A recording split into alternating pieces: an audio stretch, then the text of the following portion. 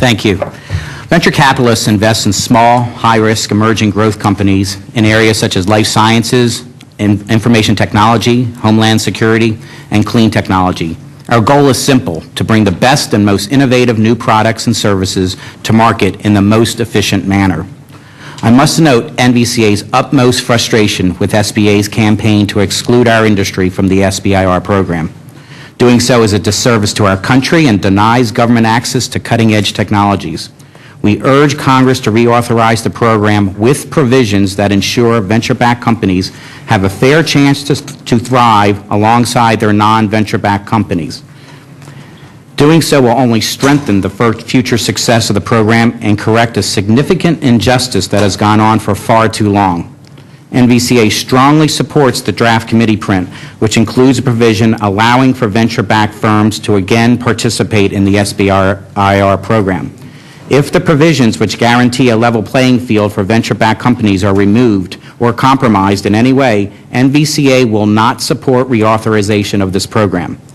For years, SBA's policies regarding SBIR eligibility have been inconsistent, discriminatory, and based on serious misconceptions which they appear to have absolutely no interest in re-examining. I would like to debunk a number of myths employed by the SBA. First, venture-backed companies do not need SBIR program money because they are strong, fully funded entities. Make no mistake, these companies are small, fragile businesses, typically employing less than 25 people. The only distinction for a venture-backed company is that it has demonstrated enough promise to attract an investor whose business it is to find and fund opportunities ready for commercialization. Second, venture-backed companies have access to a bottomless pit of funds. In fact, financial controls at a venture-backed company are likely to be much more stringent than their non-venture-backed counterparts. Venture-backed companies must focus on exclusive projects with narrow trajectories while consistently meeting or beating agreed-upon milestones to continue to receive funding. Third, venture firms have unlimited cash. That, too, is a fallacy. Venture firms raise money in a closed-end process. They have a contractually finite pool of resources that must stretch across multiple companies for many years. Fourth, venture-backed companies are able to compete and win broader government R&D dollars.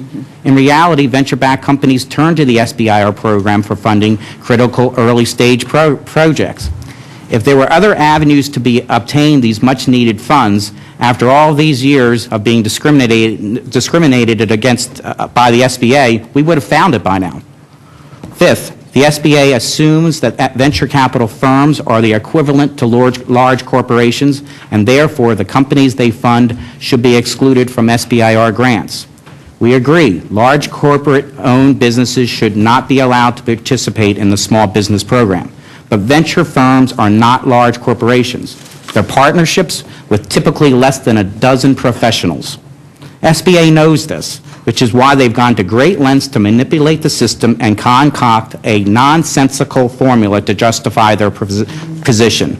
Last September, we testified before you regarding a portfolio company that was denied a small business waiver from SBA for a $900,000 FDA application fee.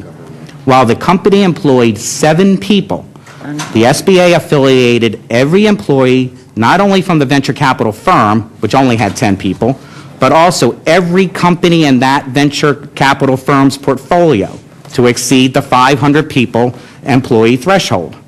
Aside from this maneuver being absolutely irrational and unjustified, SBA hurt a very small business and delayed a very promising drug discovery. Sixth, the SBA also wrongly assumes that venture-backed companies are controlled by venture capitalists.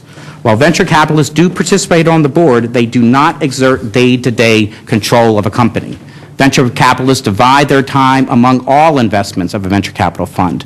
It's impossible and impractical to spend that limited time on the day-to-day business decisions of one particular portfolio company. If control is equated to 51% ownership interest, SBA logic falls again. The 51% or more ownership of a company is typically met only when several venture capital firms have invested in the company. Ironically, SBA's policies particularly hurt the very regions that SBIR programs are designed to support, like Middle America. The scarce venture capital dollars in this region cause venture firms to join together to form a promising startup. As each firm takes an equity stake in the company, the total venture ownership percentage can quickly rise to 51%. Venture-backed businesses have been fighting this battle for far too long. If Congress intends the SBIR program to generate significant commercial impact, it makes no sense to exclude the companies that empirically are among the most likely to have significant commercial success from the program. Current SBA practices impede the ability of agencies like DOD, NIH, and the Energy Department to solve serious issues in the homeland security, energy dependence, and quality health care areas. In closing, the venture capital industry is known for its patience when it comes to our investing. But our patience with SBA's campaign to penalize venture capital companies because of their success is at an end. We support this bill and reauthorization wholeheartedly, but only if we have an opportunity to contribute to its success. Thank you very much. Thank you.